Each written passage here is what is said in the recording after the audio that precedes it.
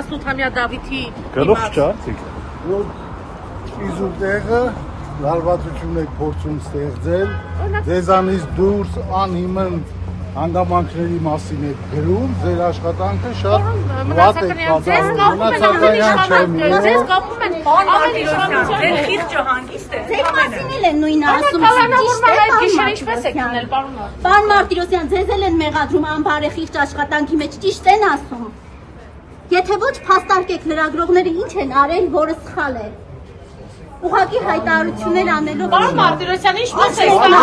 կարծել ամեն ինչ օրինակ Շանթ Արությունյանի որդուն դատավորը գտել է, որ պետք է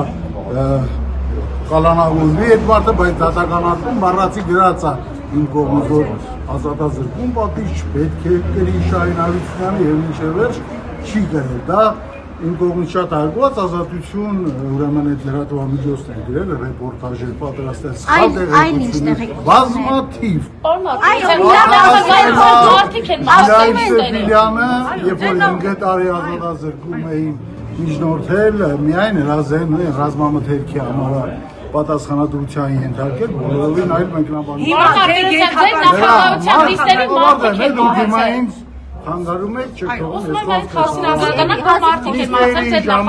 մարդիկ ընդհանրապես աշխարհում մահանում են, մենք դասընթաց ենք ունենում, եղել, այո, կարող է եղած լինի, իստի ընթացքում մեկը եղել, մյուսն էլ վարույթի ընթացքում, դրան պետք է մոտենալ այնպես, ինչպես որ իրականում կա, ոչ թե նրա համար, որ դատական քննության ընթացքում են վատ վիճակում հայտնվել, այլ որ այդ մարդիկ վատարող ջերները փոխվել է եւ Հիմա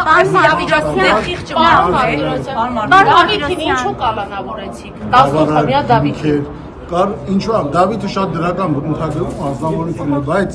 այդ կարգի լավ բնութագրվող անձնավորությունը ենթադրաբար ինչ որ գործողություն է կատարում, բա քննիչի միջնորդումը ասում է մի հատ էլ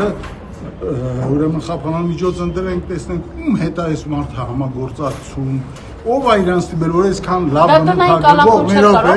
լավ բնութագրվող անձնավորությունը, որ կարող է գա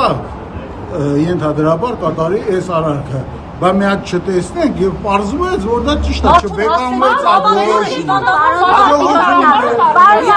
Հարցրեցիք մարդուն, պարոն